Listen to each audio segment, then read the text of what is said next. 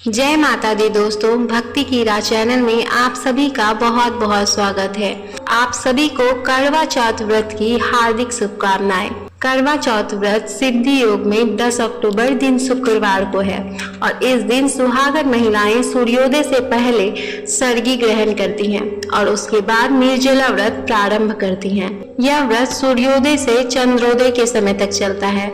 यह व्रत महिलाएं बहुत ही उत्साह के साथ करती हैं और करवा चौथ की शाम को करवा माता की पूजा करती हैं। उस समय में करवा चौथ के व्रत में करवा चौथ की व्रत कथा सुनना बहुत ही महत्वपूर्ण माना जाता है। तो आइए सुनते हैं करवा चौथ के शुभ मौके पर करवा चौथ की व्रत कथा। करवा चौथ की पौराणिक व्रत कथा के अनुसार एक नगर में एक साहूकार की बेटी और 7 बेटे रहते थे। साहूकार की बेटी का नाम करवा था। उसके 7 भाई अपनी बहन करवा से बहुत प्रेम करते थे।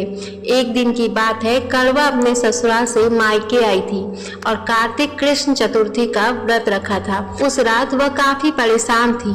भाइयों ने देखा तो उससे परेशानी का कारण जानना चाहा। करवा ने बताया कि आज वह निर्जला व्रत में है और यह व्रत तब तक पूरा नहीं होगा जब तक कि चंद्रमा को अर्घ न दे दिया जाए। चंद्रमा के उदित न होने से वह पारण नहीं कर सकती थी।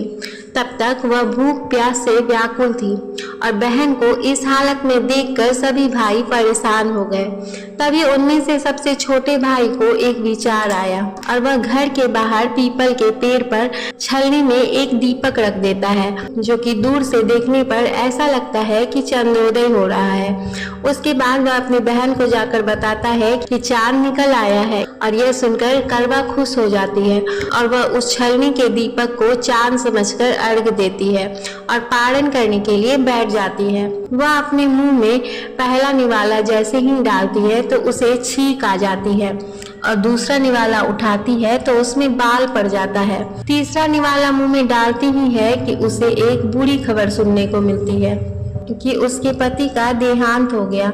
यह सुनते ही उसके होश उड़ जाते हैं और वह बदहवास सी हो जाती है और बहुत ही रोने चिल्लाने लगती है। उसी बीच उसकी भाभी ने बताया कि व्रत के पालन के लिए उसके छोटे भाई ने क्या किया था। यह सुनकर करवा हैरान होती है, लेकिन वह प्रण करती है कि वह अपने पति को जीवित कराएगी।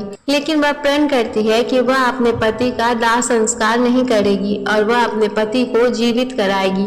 उसके पति के शव को सुरक्षित रखा जाता है और करवा शव के पास साल भर बैठी रहती है। पति के शव के पास सुई जैसी घासें उगती हैं, जिसे वह एकत्र कर लेती है और अगले साल जब करवा चौथ का व्रत आता है तो उसकी सभी भाभी व्रत रखती हैं। पूजा के समय वे सभी करवा से आशीर्वाद के लिए आती है तो करवा उनसे कहती है कि यम की सुई ले लो और पिय की सुई दे दो, मुझे भी सुहागन बना दो।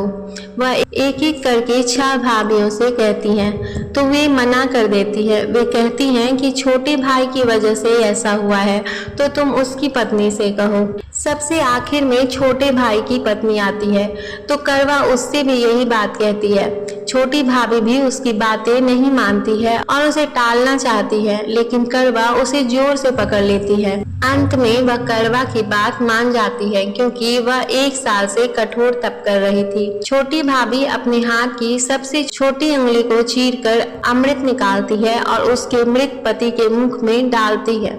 इसके प्रभाव से करवा का पति श्री गणेश जी का नाम लेते हुए श्री गणेश करके जीवित हो जाता है।